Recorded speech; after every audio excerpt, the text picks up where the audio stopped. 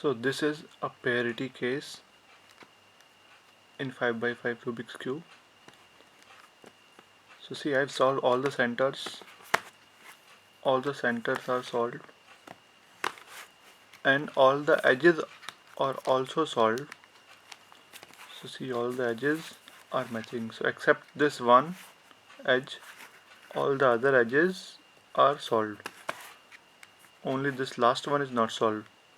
So how to solve this last edge? This is a parity case.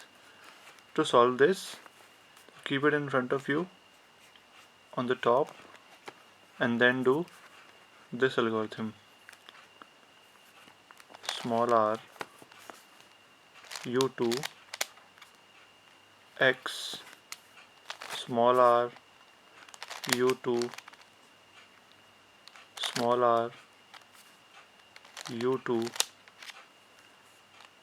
3r prime u2 small l u2 small r prime u2 small r u2 small r prime u2 and small r prime. So see, once I have done this algorithm, that edge piece got solved.